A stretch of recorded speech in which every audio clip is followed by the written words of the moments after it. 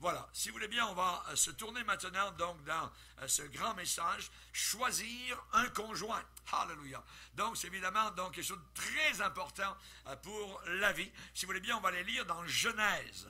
Genèse chapitre 24.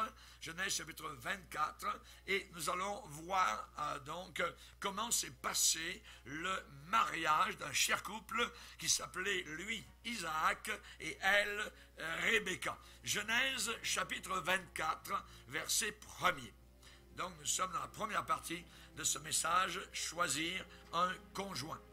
Abraham était vieux, avancé en âge, et l'Éternel avait béni Abraham en toutes choses. Abraham dit à son serviteur, le plus ancien de sa maison, l'intendant, le gérant de tous ses biens. Mais je te prie ta main sous ma cuisse. Une sorte donc d'assermentation à l'époque. Et je te ferai jurer par l'Éternel, le Dieu du ciel et le Dieu de la terre, de ne pas prendre pour mon fils une femme parmi les filles des Cananéens. Donc parmi les païennes. De ne pas prendre pour mon fils une femme parmi les filles des Cananéens, au milieu desquels j'habite, mais d'aller dans mon pays et dans ma patrie, prendre une femme pour mon fils Isaac. Le serviteur lui répondit, peut-être la femme ne voudra-t-elle pas me suivre dans ce pays-ci, et devrais-je mener ton fils dans le pays d'où tu es sorti? Abraham lui dit, garde-toi d'y mener mon fils. L'Éternel, le Dieu du ciel, qui m'a fait sortir de la maison de mon père et de ma patrie, qui m'a parlé et qui m'a juré en disant, je donnerai ce pays à ta postérité, lui-même enverra son ange devant toi, et c'est de là que tu prendras une femme pour mon fils. Si la femme ne veut pas te suivre, tu seras dégagé de ce serment que je te fais faire. Seulement, tu n'y mèneras pas mon fils. Le serviteur mit sa main sous la cuisse d'Abraham, son seigneur, et lui jura d'observer ces choses. Amen. Seigneur, nous voulons te bénir et te glorifier pour le message que tu as préparé pour nous, la nourriture, Seigneur.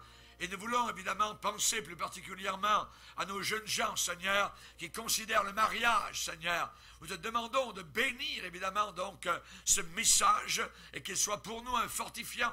Et nous, Seigneur, qui sommes un peu plus loin dans la vie, que tu puisses conduire nos pas, nous faire réfléchir, Seigneur, et nous rapprocher de toi. Aide-nous à comprendre cet événement formidable, Seigneur Jésus, qui est le mariage entre un homme et une femme. Dans le nom puissant de Christ Jésus, Amen. Et tout le peuple dit Amen. Gloire à Dieu. On peut s'asseoir, frères et sœurs. Alléluia. Choisir un conjoint. Alléluia. Combien de fois j'ai béni Dieu d'avoir bien choisi. Alléluia. Ça n'a pas été mon choix personnel, mais ce fut le choix de Dieu. Et je bénis le Seigneur pour les choix de Dieu qui sont toujours les bons choix. Les choix de Dieu sont les meilleurs. Ce n'est pas les nôtres qui sont importants. Et nous voulons dire, non pas ma volonté, mais que la tienne, Seigneur, se réalise. Le mariage, c'est la chose la plus importante après une autre chose qui est d'importance capitale et cardinale, qui est la conversion. La conversion sur la planète Terre, c'est l'élément majeur. Mais après cela, il y a un autre élément d'une importance formidable, c'est le mariage. Le mariage, un mariage, peut vous emmener directement en enfer. C'est quelque chose de très important à considérer. Avec qui je suis lié, sous quel joug je suis en train de tirer la charrue dans le champ de la vie. Et évidemment, aujourd'hui, le mariage est bafoué. Le mariage est périphérique. Le mariage est moqué et ridiculisé par Hollywood. Et la Bible me demande d'honorer le mariage. Honorer le mariage. Pourquoi? Parce que c'est quelque chose qui a été inventé, considéré, mis en place par notre Dieu. Notre Dieu a eu cette idée-là. L'idée du mariage n'est pas une idée des hommes sur la terre, c'est une idée divine. C'est une idée qui vient de Dieu. Aujourd'hui, cela est bafoué, roulé dans la boue, et évidemment, nous voyons cette baisse effarante de la moralité, une génération entière qui ne veut pas se marier. Ils ne veulent pas se marier, mais jouir de la sexualité qui doit se passer uniquement dans le mariage. Ils veulent aller flirter, ils veulent aller sur des pâquerettes, butiner, un peu ici, un peu là, je t'aime, je t'abandonne, je t'aime, je t'abandonne, je t'aime, je t'abandonne, et ainsi de suite. Cela, évidemment, sort de l'enfer. Cette idée-là est une idée abominable aux yeux du Seigneur. On appelle cela le concubinage, et il n'y a aucun concubin qui est au ciel. La Bible déclare dans Hébreux chapitre 13, et c'est très clair, que le mariage soit honoré de tous, pas d'une partie, mais de tous, tout le monde, et particulièrement nous les chrétiens, que le mariage soit honoré de tous, et le lit conjugal, c'est-à-dire le lit de marié, le lit, je dirais, conjugal, eh bien, soit gardé exempt de souillure. Cela veut dire qu'il n'y ait pas de troisième personne, qu'il n'y ait pas d'autre personne, qu'il n'y ait pas, je dirais, d'adultère, de quoi que ce soit. Il faut que ce lit conjugal soit réservé uniquement pour le mari et l'épouse. Pourquoi? La conséquence est grave, parce que Dieu jugera, condamnera deux sortes de personnes, les impudiques et les adultères. Les adultères, ça c'est pour le mariage, quelqu'un qui est marié et qui va avec quelqu'un d'autre, et l'impudicité, ça on parle d'impudicité sexuelle, donc avant le mariage ou après le mariage avec quelqu'un d'autre, donc eh bien cela est condamné par la parole de Dieu, et dans l'Apocalypse il est dit qu'il n'y a aucun impudique qui va au ciel. Absolument aucun impudique qui va au ciel. Donc, le salut de mon âme, c'est très sérieux, et c'est pour la vie, en plus pour l'éternité, et le mariage, eh bien c'est pour la vie aussi, et c'est très sérieux. Donc je dois m'y préparer, si je considère le mariage, je dois m'y préparer avec sérieux, et j'aurai besoin du secours de la grâce de Dieu. Hudson Taylor était un grand missionnaire, donc en Asie particulièrement, et il a déclaré à l'époque, donc le mariage, particulièrement lui il parlait de missionnaire, le mariage consiste en deux missionnaires sur un champ de mission. Mais, dit-il, si le couple est mal assorti, le risque, hélas, c'est de n'en valoir qu'une moitié. Qu'une moitié. Je bénis le Seigneur, particulièrement parce que Dieu m'a appelé au ministère, et Dieu a appelé une jeune fille pour suivre un pasteur dans le ministère. Que d'églises aujourd'hui qui ont un pasteur, et avec la femme qui a son affaire à elle dans le monde, et le pasteur est mal équipé, donc, pour faire l'œuvre de Dieu. Moi, je crois que lorsque Dieu appelle quelqu'un, particulièrement en ministère, il va appeler une jeune fille qui va le suivre dans le ministère, comme Aquilas et Priscille. Voyez, sinon, il va y avoir des problèmes, il va y avoir toutes sortes de difficultés. Une femme qui dit, moi, eh bien, mon mari, toi, fais ton travail, ton boulot, t'es pasteur, ainsi de suite, et moi, je suis secrétaire à tel endroit où je suis, ainsi de suite. Non, non, non. Normalement, si le Seigneur appelle un homme de Dieu, Dieu va le conduire à épouser une jeune fille qui va être, je dirais, sa moitié dans le ministère. Et Hudson Taylor déclare, justement, il a dû voir cela sur les champs de mission, qu'un couple de missionnaires mal assortis, et dit-il, ça risque, hélas, de n'en valoir qu'une moitié. Qu'une moitié. Au lieu d'avoir, je dirais, 2 personnes, il n'y en a même pas une. La une qui est là va devenir une seule moitié. C'est terrible, c'est terrible. Donc, il faut choisir. Il faut bien choisir. Et ce ne sont pas nos choix, ce doit être le choix du Seigneur. S'il y a échec dans le mariage, ça peut arriver à cause d'un choix trop rapide.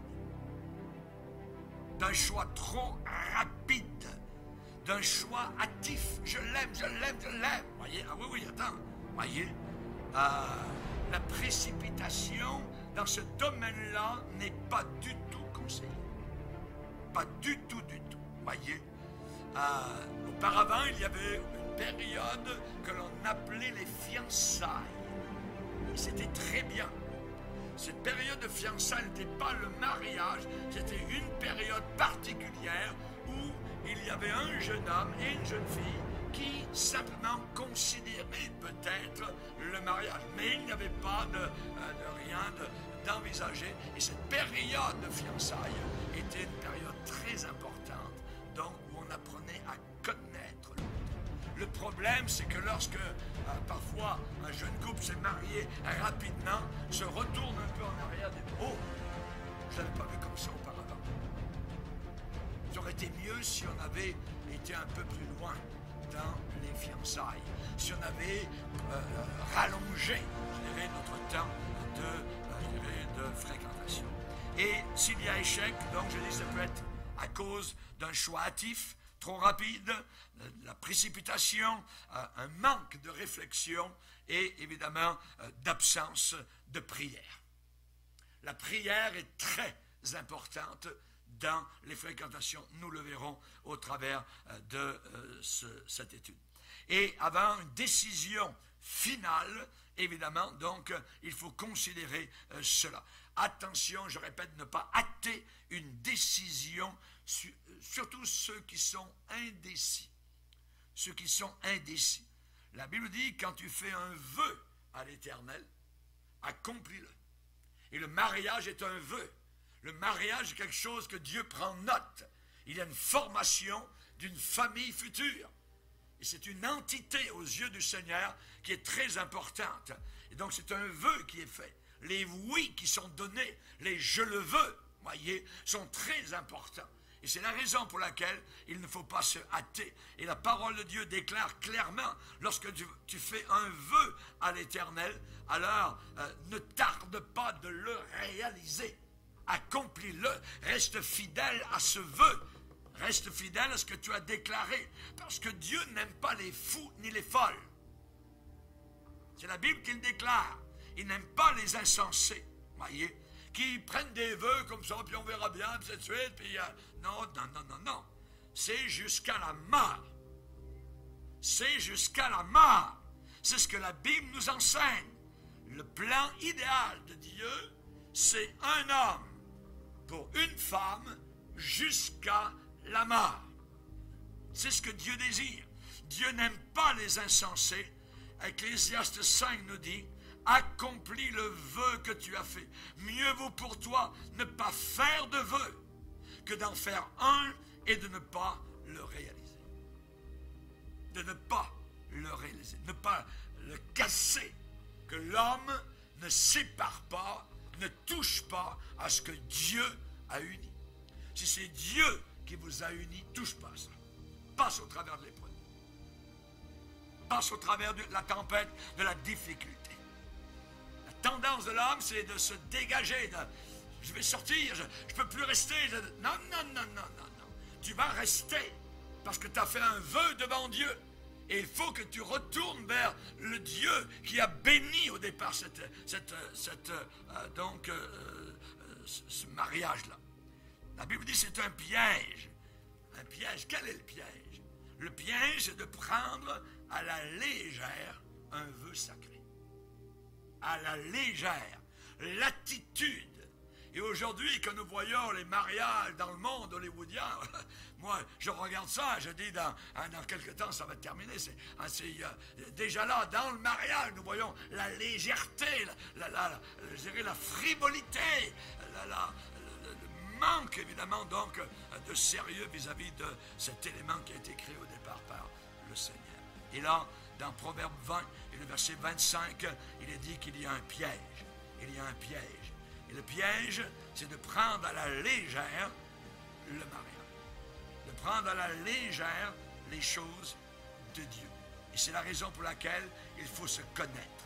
Il faut prendre le temps. Oui, mais comme je disais tout à l'heure, je l'aime, je ne suis pas tendre. Pourquoi tu ne peux pas attendre? Pourquoi tu ne peux pas attendre? Attends. L'attente est bonne. L'attente fait en sorte que le fruit mûrit. Et tant que le fruit est vert, à ce moment-là, reste tranquille. Reste tranquille. Il y a un verset dans le Cantique des Cantiques où il est dit « Ne réveillez pas l'amour avant qu'elle le veuille. » Il y a des très bons mariages où les conjoints sont fidèles pendant 20, 30, 40 ans, 50 ans parce que, au départ, c'était une amitié. Et cette amitié a mûri et a passé un stade d'amour. Et là, c'est différent. Et se sont mariés. Au départ, on est tellement imbibé par l'idée des films hollywoodiens, on tombe en amour, un regard, un sourire, tout ça. C'est pas ça du tout. C'est pas ça du tout, voyez. Donc, il faut... moi, j'ai vu mon épouse, et je l'ai connue, je dirais, des années avant que je la marie. J'étais pasteur. Et pendant un temps, il n'y a rien eu. Après, il y a eu une amitié. Et cette amitié s'est transformée en amour. Et ça dure depuis 40 ans. Au travers des tempêtes, au travers des épreuves, au travers des difficultés. Ça, c'est le normal de la vie. Dans le mariage, je ne peux pas vivre uniquement par de l'amour. Vous voyez que ça flotte dans les airs. N'attendez pas l'amour qui tombe comme de la neige sur vous. Voyez. Non. Dans le mariage, nous décidons d'aimer. J'ai dit bien, écoutez bien ce que je dis. Nous décidons de l'aimer. J'ai décidé de l'aimer jusqu'à la mort. Je l'aime évidemment, il y a un amour, mais c'est une décision personnelle, malgré les défauts, parce que vous ne trouverez jamais Blanche-Neige et le cavalier qui s'en vient, voyez. Ça n'existe pas. Ça existe dans le paradis des fous, voyez. Mais ça n'existe pas dans la réalité. Donc, il y aura toujours des déceptions. Et quand vous entendez des gens, j'ai été déçu, je suis déçu. Mais c'est normal. Toute la vie, tu seras déçu. Toute la vie, tu vas passer par des épreuves. Toute la vie, tu vas être contrecarré. Et c'est normal. C'est ce que Dieu désire pour que nous puissions continuer à vivre ensemble, à vieillir ensemble. Et que nos cheveux puissent blanchir sous les rayons de bénédiction du Seigneur. Chers amis, c'est un piège que de prendre à la légère. Proverbe chapitre 20 et le verset 25, il est dit ici, et je vais vous le citer, c'est un piège pour l'homme que de prendre à la légère un engagement sacré. Un engagement. Je m'engage, c'est sacré. Si quelqu'un pense et s'approche du mariage en disant « Quand ça ira mal, je ferai comme les autres, je m'en irai. » Voyez, je vais acheter mon condo, tout ça, on partagera à la maison. Voyez, quand je me suis avancé dans l'allée avec ma fiancée, le jour du mariage, j'avais pas dans l'idée derrière la tête. Ouais, mais le jour, ça ne marchera pas, tout ça. Ouais, puis l'avocat, puis le notaire, puis tout ça, puis l'argent, tout ça, la moitié. Jamais j'ai pensé une chose semblable. Jamais. Aujourd'hui, ceux qui s'avancent pensent de cette façon-là. Pas étonnant que dès le départ, la semence qui est là, le moment ou le jour où Satan va travailler, parce qu'il y aura des difficultés, il y aura des problèmes, alors ça va monter à surface et ça va arriver. Ah oui, mon avocat, ouais. C'est un piège que de prendre à la légère un engagement sacré et de ne réfléchir qu'après. De ne réfléchir qu'après avoir fait un vœu. C'est terrible. Quand vous vous réveillez dans votre lit conjugal et vous regardez la personne à côté, vous dites, ben non, c'est pas elle. Vous réfléchissez après. Réfléchissez avant. Réfléchis avant. C'est un piège. Tu es tombé dans le piège. C'est un piège pour l'homme que de prendre à la légère.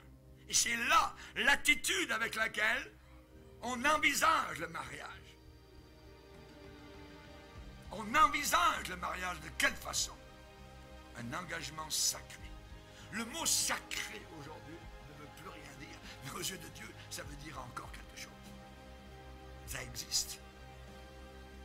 C'est un piège que de ne réfléchir qu'après avoir fait un vœu. Après. C'est pas après qu'il faut réfléchir, c'est avant. C'est avant.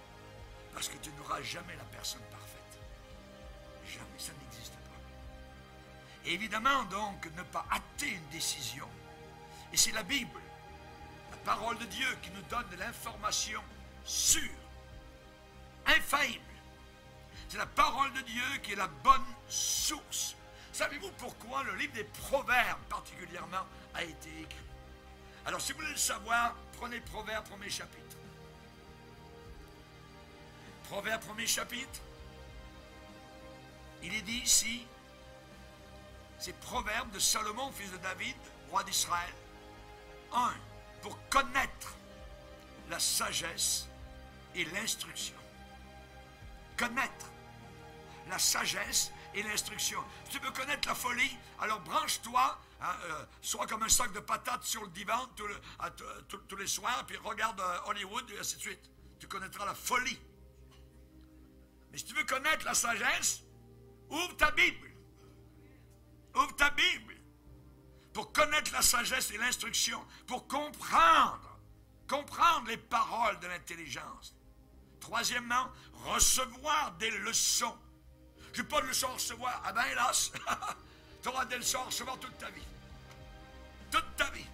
Pour recevoir des leçons de bon sens, de justice, d'équité et de droiture. Ce livre ne me caresse pas toujours dans le bon sens du poil. Ce livre me caresse parfois, je dirais, dans le mauvais sens du poil. Mais cette Bible ne tournera pas sa main. C'est à moi à me tourner pour que cette main me caresse dans le bon sens. Pour recevoir des leçons de bon sens. Et pour donner aux simples du discernement. Et au jeune homme, à la jeune femme, de la connaissance et de la réflexion. Vous voyez? 4 choses. Connaître, comprendre, recevoir, donner. Nous avons besoin de la parole de Dieu. Vous avez ici, je dirais, une boussole qui vous indiquera toujours le nord magnétique divin. La direction de Dieu. Amen. Si vous prenez l'avion, vous ne voulez pas que le pilote regarde juste par-dessus la fenêtre. Vous voulez qu'il regarde ses instruments, toutes les boussoles, toutes ces affaires. Voyez, vous voulez qu'il soit étroit. Vous voulez qu'il suive évidemment donc le parcours qui a été préparé par les ordinateurs, mais c'est de suite les chiffres. Vous voulez qu'il soit à son affaire. Voyez. Et nous, dans la vie, nous avons une cabine de pilotage dans laquelle il y a des instruments.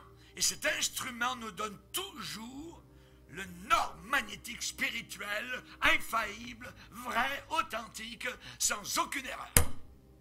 Aucune erreur. Tu peux te fier à la parole de Dieu à 120%. Cette parole, c'est elle qui va se réaliser. Attention aux mauvais conseils du monde. Dans le monde qui est énergisé par Satan et les démons rusés, tu auras des conseils, des conseillers, des psychologues, des médecins qui vont te dire tu peux avorter ta bébé. On a eu une jeune fille dans l'église, chaque fois qu'elle allait visiter le médecin était enceinte, madame, vous pouvez vous faire avorter, à chaque fois qu'elle allait visiter. Mauvais conseil. Mauvais conseil. Heureux l'homme qui ne marche pas sur le conseil des méchants. Ce monde est méchant dans ce monde. Qui est méchant? Mais ils sont gentils, pasteur. Ils sont bons, tout ça. Il y a beaucoup de bonté. La personne qui est méchante, c'est celle qui refuse de se soumettre à celui qui a été cloué sur la croix. Ça, c'est une méchanceté terrible. C'est un orgueil terrible. Et savez-vous que l'orgueil produit une petite vipère qui s'appelle manque de discernement. Dieu en parle dans Abdias. Il parle à Édom qui est très orgueilleux et Dieu va dire tu n'as pas su discerner. Tu n'as pas su t'en rendre compte. Ton orgueil t'a aveuglé. Et nous vivons dans une génération qui est tellement orgueilleuse, ils ne voient même pas les portes de l'enfer. Il y a des portes en enfer. Et ces portes se ferment pour l'éternité une fois que la personne est entrée. Si vous n'y croyez pas, vous y croirez une seconde après que vous y serez.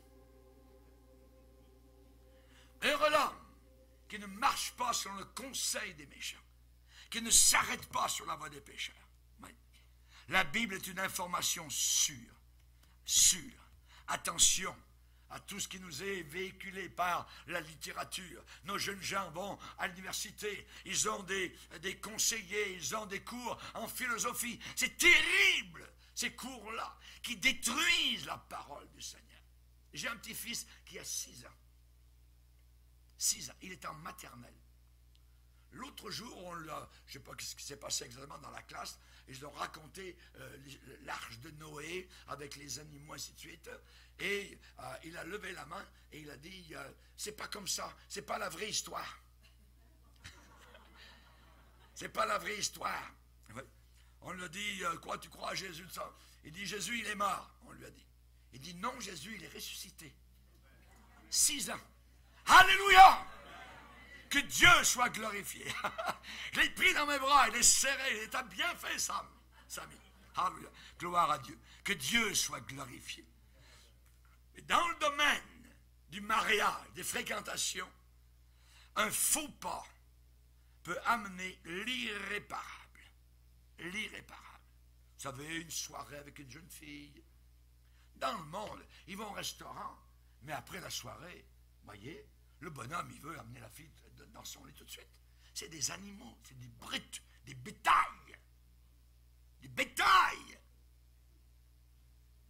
Une soirée avec une jeune fille, une promenade en montagne, un voyage en auto, une rencontre au hasard, un sourire, une conversation, tout cela c'est totalement insuffisant pour envisager une vie entière à deux. Une vie entière à deux. Une vie de mariage qui doit durer toute une vie, pendant des années. Alors nous allons voir aujourd'hui le mariage, un mariage réussi, un mariage qui est dans la Bible, le mariage avec un beau jeune homme appelé Isaac et une fille très belle qui s'appelait Rebecca. Rebecca. Et ça commence par, évidemment, les conseils d'un père. Ah tiens, conseil d'un père. Aujourd'hui, les jeunes gens, les parents s'en foutent complètement. Vous voyez? De rien savoir ce que le père ou la mère déclare vis-à-vis de leur situation. Mais là, nous avons Isaac, ce jeune homme qui a suivi les conseils de son père. Et nous aussi, nous devons suivre les conseils de notre Père céleste. Il nous veut notre bien. Il veut que nous soyons heureux. Nous ne pensons que Dieu est toujours avec une massue là-haut. Nous le voyons comme un homme de Cro-Magnon avec un gros bâton prêt à nous taper à chaque coin de rue. Non, non, non, non. Dieu est un Dieu intelligent. Dieu est un Dieu de bonté, de grâce, de sagesse. Il a dit que son intelligence n'a aucune limite. N'a aucune limite. Et nous aussi suivons les conseils du Père Céleste. Alors, il y a eu un des serviteurs d'Abraham, le Père.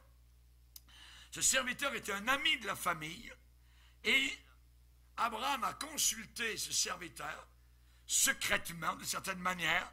Il l'a assermenté pour conduire cette démarche de trouver une jeune fille pour son fils, Isaac. Et nous voyons donc que Abraham voulait pour son fils une jeune fille de souche semblable aux siennes et de la même condition spirituelle, très important, parce que le mariage, avant d'être quelque chose de physique, est quelque chose de spirituel. C'est très important. Ça, vous ne l'entendrez jamais dans le monde. Quelque chose de spirituel. Oui. Et Abraham voulait pour son fils une jeune fille qui craignait Dieu, animée de la même foi. Une épouse pour son fils digne de ce nom. N'oubliez pas qu'Abraham est le père des croyants. Il a été appelé l'ami de Dieu. L'ami de Dieu. Et Abraham fait partie évidemment de la noblesse des cieux. Vous savez, Dieu n'aime pas le mélange. Il n'a jamais aimé le mélange. Et la condition qu'Abraham a donnée à son serviteur pour aller chercher une épouse pour son fils, une condition sine qua non, incontournable, non négociable, ne pas prendre pour son fils une femme parmi les filles des Cananéens. Je n'en veux pas dans la famille. C'est ce qu'Abraham a dit à son serviteur. Tu vas aller chercher une fille, mais tu ne la prendras pas parmi les païennes. Que de jeunes gens se sont fait prendre. Des milliers qui étaient chrétiens dans l'église sont allés dans un bar, danser un soir, sur Internet, vous voyez, matcher, photos, oh elle est belle, etc. Sont fourvoyés au plus haut point.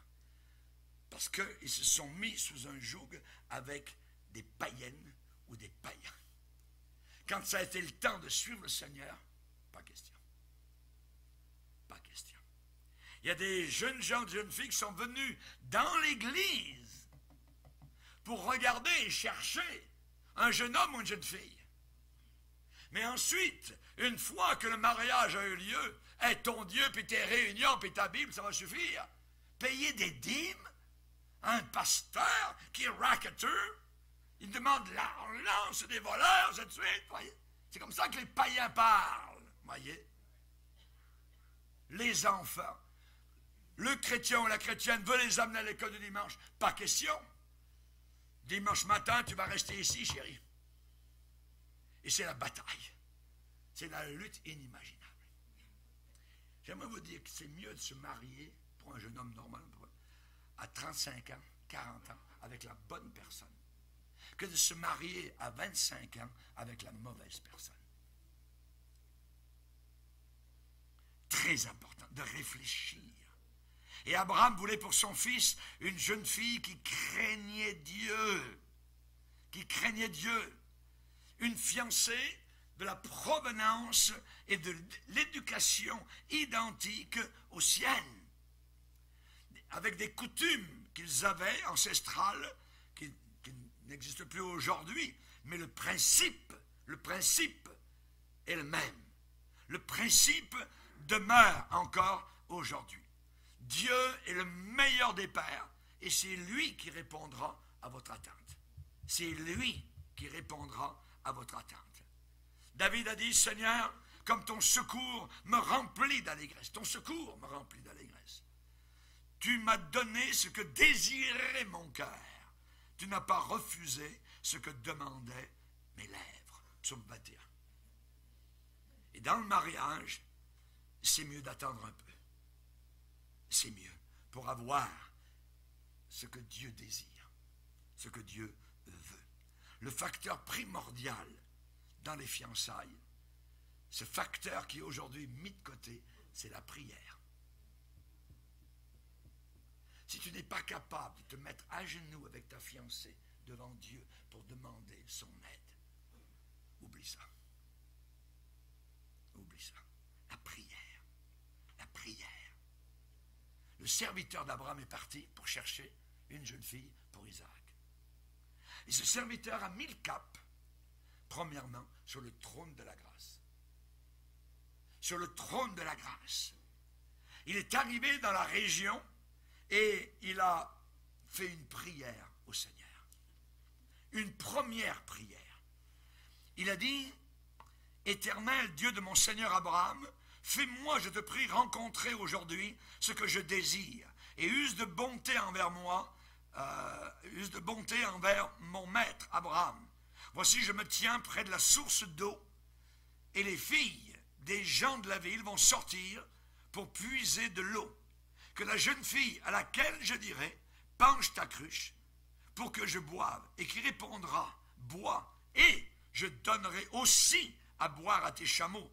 Tout un travail, faire boire des chameaux qui venaient de passer au travers du désert.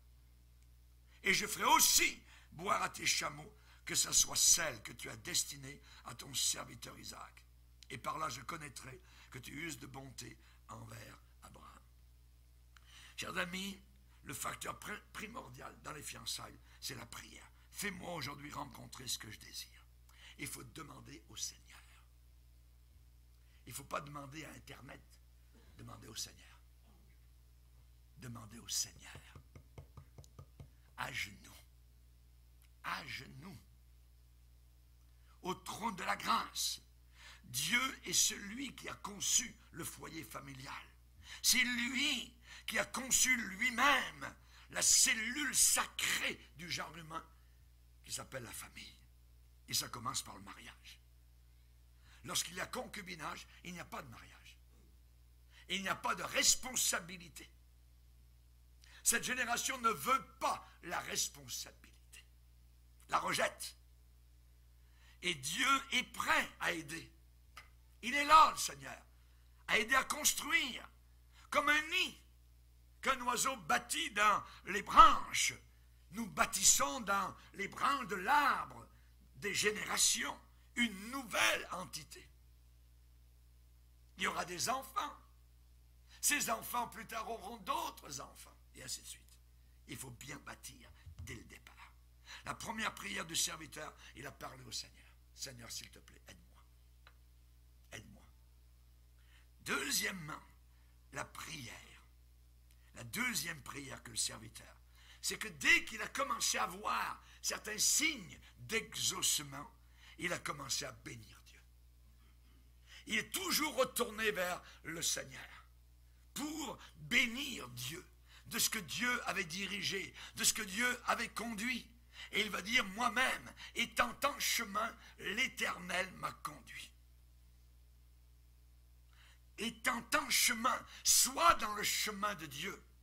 Et là, Dieu va permettre des rencontres. Il est capable de parachuter la fille, s'il le veut. Il est capable de te l'amener. Toi, sois fidèle au Seigneur. Sois fidèle simplement au Seigneur. Étant en chemin, l'Éternel va te conduire. Et dès que le serviteur a commencé à voir qu'il y avait des signes d'exaucement, encore, il a béni Dieu. Il a dit, béni soit l'Éternel, le Dieu de mon maître Abraham, qui n'a pas renoncé à sa miséricorde et à sa fidélité. Moi-même, l'Éternel m'a conduit. Il va te conduire. Il va te conduire. Dieu conduit ceux qui veulent se laisser conduire. Mais ceux qui prennent les choses en main, d'ailleurs ça suffit, c'est moi qui vais prendre les affaires en main. Quand tu vas prendre les affaires en main, tout va aller en déconfiture. Il ne faut pas, il faut que ce soit le Seigneur. C'est lui qui doit marcher en avant. Il doit marcher en avant. Fiancés, n'agissez jamais avec précipitation. Jamais. Mesurez les étapes pas à pas. Laissez Dieu vous conduire. Laissez Dieu vous conduire. Moi, personnellement, j'étais ici à Montréal. J'avais fini mon école biblique. Et il y avait une grande église qui dit, ici à Montréal, il dit Raymond, un de mes collègues, dit, Raymond, reste ici à Montréal. Tu peux prendre une église qui est à Montréal, ce serait très bien. Mais Dieu me disait, va à l'est. Va à l'est. Et dans cette partie du Canada, il y a une région qui s'appelle les cantons de l'Est. Et je suis allé à l'Est. Parce que là, une porte un jour s'est ouverte. Et c'était quelque chose qui semblait vraiment anodin, petit, et ainsi de suite. Mais mon épouse était dans la région. Et c'est ça qui est très important. Et je bénis le Seigneur. De ce que la famille de mon épouse, qui est une des premières de la région de la Beauce à avoir accepté le Seigneur, a été persécutée à un point où mon beau-père a dû déménager. Imaginez, Dieu me l'a amené, il me l'a parachuté. Mon beau-père a déménagé dans le coin où moi j'étais pasteur. Et tout d'un coup, dans ma petite église, j'ai vu toute une famille, mais ils avaient 13 enfants, vous voyez, avec le père et la mère, il y en avait 15. Un jour, j'ai vu ça rentrer, vous voyez. Ah oui. Mais à l'intérieur de cette famille, il y avait une jeune fille qui m'était destinée. Ah oui. Et cela est très important, les directions de Dieu. Parfois, ça paraît fou, ce que Dieu nous demande. Mais ses voies sont les meilleures. Ses voies sont les meilleures. Et je bénirai jamais suffisamment le Seigneur pour la bonne épouse qu'il m'a accordée. Alléluia. Chers amis, Dieu est prêt à tracer votre chemin. La Bible dit, recommande à l'Éternel tes œuvres et tes projets réussiront. Tes projets vont réussir. Mais recommande à Dieu tes projets, tes œuvres. Amen. Suivez-le pas à pas. À chaque étape, il y aura une bénédiction. Alléluia. Et avec Rebecca, nous voyons qu'il y a eu ce qu'on appelle en français de la pondération. Pondération, qu'est-ce que ça veut dire, pasteur? La pondération, c'est prudence, du calme, de la sagesse. On ne précipite rien. Voyez? Avec Rebecca, il n'y a pas eu de hâte, de quelque chose de vite, de rapide, qui est très dangereux. Voyez? La jeune fille a été évidemment consultée. Les parents ont été aussi consultés. Les membres de sa famille ont été consultés. Évidemment, donc il semble que tous ces gens-là paraissaient préparés pour cette union qui s'en venait. Et tous ces gens-là ont accueilli la nouvelle de l'arrivée de cet inconnu qui venait chercher donc la belle jeune fille, la belle Rebecca, et au départ, ils ont accueilli cette nouvelle avec réserve, avec circonspection, voyez, mais ils sont restés prêts à accepter la volonté donc de Dieu, si c'était véritablement la volonté du Seigneur. J'aimerais vous dire, jeunes gens, jeunes filles, ne devancez pas Dieu dans ses intentions. Ne courez pas devant Dieu. Vous allez pleurer amèrement. Ne réveillez pas l'amour avant qu'elle le veuille. Avant qu'elle le veuille. Ne heurtez pas la jeune fille que vous aimez. Faites attention. Il est légitime, c'est normal, logique, de désirer de fonder une famille. Mais il faut discerner le plan de Dieu. Cherchez premièrement le royaume de Dieu et sa justice, et le reste vous sera donné par-dessus. Il faut absolument que tu mettes Dieu en premier. Psaume 37, recommande ton sort, ton avenir, ton futur, ton mariage. Recommande ton sort à l'Éternel, mets en lui ta confiance et il agira. Aujourd'hui, on prend des jeunes gens, on les fait venir, on les, je dirais, psychologise, on les passe au scanner psychologique, tel caractère, et ensuite on prend l'autre, on le passe au radar, je dirais, de la psychologie, et on dit, oh non, vous ne pouvez pas aller ensemble. S'il y en a deux qui n'auraient jamais été ensemble, c'est moi et mon épouse. On n'a pas regardé ça, on a regardé Dieu. Et combien de vous pourriez dire ça? Aujourd'hui, cette société, et c'est rentré dans le christianisme, c'est pas ça qu'il faut regarder, c'est Dieu. Est-ce que tu aimes la prière? Est-ce que tu aimes la parole de Dieu? Est-ce que tu aimes gagner des âmes? Est-ce que tu aimes la sainteté, la pureté? Te garder propre et pur jusqu'au mariage? Est-ce que c'est ça tes valeurs? Le serviteur d'Abraham est arrivé dans cette famille avec dignité, calme, sérénité. Il est dit, l'homme regardait avec étonnement, mais sans rien dire, pour voir si l'Éternel faisait réussir son voyage ou non. Il regardait. Il est arrivé au bord du puits le soir. C'était l'heure où les jeunes filles donc faisaient tirer, et ceux qui ont été en Afrique ou ailleurs dans ces pays savent qu'il y a des puits, et tirer l'eau du puits, ça demande de l'énergie. Beaucoup d'énergie. Et lui a fait une prière de serviteur, silencieuse. Il dit, Seigneur, celle qui viendra là, et qui dira, je vais te donner à boire, et qui dira aussi, oh, tes chameaux, vous arrivez d'une grande ride, hein, vous avez fait des centaines de kilomètres dans le désert, je vais donner aussi à boire à tes chameaux. C'est tout un travail. Chers amis, si la jeune fille, elle veut juste dormir, elle veut rien faire, elle veut avoir des petites mains douces, tout ça, pommade, si elle n'a pas les mains calleuses pour le travail, si elle n'est pas vaillante, vous allez tomber dans le trouble. Vous allez tomber dans le trouble. Et c'est ici une femme vaillante, une femme courageuse. Si on demande de faire 1000, je vais en faire un deuxième s'il le faut. Alors qu'on est fatigué, on va continuer à continuer. Ça, c'est du courage. Et cette jeune fille-là était une jeune fille courageuse. Au travers de la prière que l'homme a fait et ce qu'elle a fait, tout de suite, certaines qualités ont monté à la surface comme de la crème sur le nez. Une vaillante, une courageuse, qui n'avait pas peur du travail. Je vais donner aussi à boire à tes chameaux. Il faut monter, voyez, évidemment. Et je ne pense pas, si vous avez serré la main de cette jeune fille, qu'elle avait une petite main douce, tout ça, avec des beaux petits ongles bien faits, et tout de suite. Non, non, non. C'était les mains calleuses. Maintenant, j'ai rien contre vos ongles, vous voyez. C'est juste pour vous dire, voyez, la réalité. Une courageuse, une vaillante. Vous savez, la Bible dit, fais de l'Éternel tes délices. Et il te donnera ce que ton cœur désire. Fais de l'Éternel.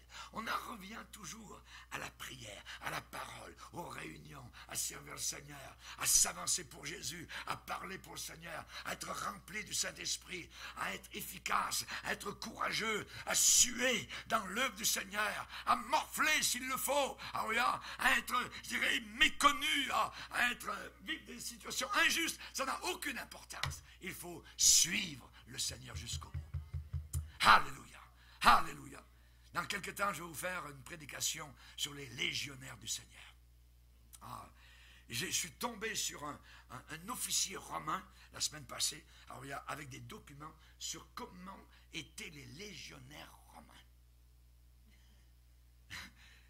Et l'apôtre Paul, dans Éphésiens 6, décrit le chrétien comme un soldat romain, un légionnaire. On est loin de ça. Très loin. Et j'aimerais vous amener à la légion, amen, chrétienne. À la légion, à être des légionnaires pour le Seigneur. C'est autre chose de ce qu'on nous enseigne. Tapis rouge, tout ça, mon petit argent, tout ça, mon jour de congé. Attendez, dans la légion romaine, c'était complètement différent. Et nous avons besoin, nous qui sommes parvenus à la fin des temps, à retrouver ce que signifie véritablement Éphésiens chapitre 6. Quand j'ai lu ça, j'ai dit, mes amis, je viens de trouver un filon, merveilleux, je vais potasser ça, je vais mettre mon chapeau de cuisinier spirituel, et je vais vous présenter ça très bientôt, je vous le promets, et je promets qu'il y aura des changements dans moi-même et dans toi aussi. Amen. Alléluia, gloire au Seigneur, que Dieu soit béni, que Dieu soit béni. Chers amis, la vie à deux, le voyage est long. Le voyage est long, voyez. Et ça peut être un voyage heureux si Dieu vous y a précédé. Et très malheureux et pénible s'il y a eu un départ prématuré, voyez, mal assuré par manque de prière, basé sur la convoitise sexuelle ou quoi que ce soit. C'est pas ça. C'est pas ça. Vous allez vieillir plus tard. Et lorsque vous aurez affaire à mémé et à pépé, voyez, est-ce que l'amour sera encore là? Est-ce que l'amour sera encore là? Je me rappellerai toujours, un dimanche matin, en terminant, au Burkina Faso. Il y avait un pasteur qui prenait sa retraite. Il devait avoir 80 ans. Et il a raconté comment, avec sa chère épouse, ils ont servi le Seigneur pendant des années. Il a raconté comment ils se sont fiancés. La jeune fille était assise sur le banc, à côté de lui, et lui était assis. C'était leur rencontre. Et ils se regardaient. Ils se souriaient. Et ça a été leur rencontre comme ça. Jusqu'au jour où ils se sont mariés. Son épouse était là. Lui était avec, vous savez, c'est noir, j'aime les voir avec les cheveux blancs, tout ça, un petit peu de barbe blanche autour, on dirait, vous savez, l'oncle Sam, vous voyez, et elle était là aussi. Et ils se regardaient. Et c'était quelque chose de merveilleux, parce que si la beauté physique avait disparu, cet amour était présent et irradié de leur visage. Je n'oublierai jamais ça. La réunion a commencé le matin à 9h. Elle a terminé à 4h de l'après-midi, quand le soleil se couchait, descendait à l'horizon. C'est quelque chose de merveilleux pour fêter ce vieux pasteur de plus de 80 ans. Moi, ça a touché mon cœur. J'ai annoncé la parole de Dieu, mais ensuite d'autres aussi ont parlé, et ainsi de suite. Et ça a été un temps merveilleux. J'ai dit, Seigneur, garde-moi avec André comme cela jusqu'à la fin. Amen. On va se lever ensemble. La suite ce soir.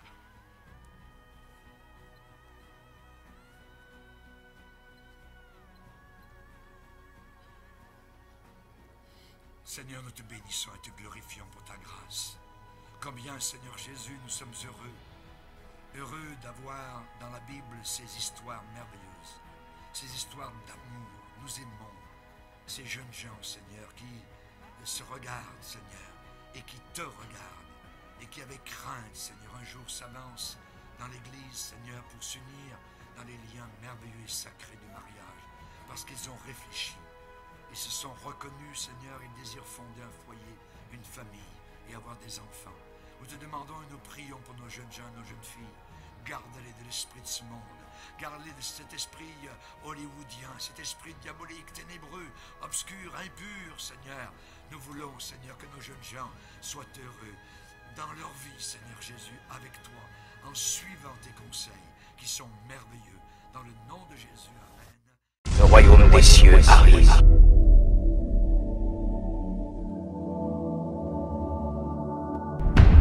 One day, Jesus is coming.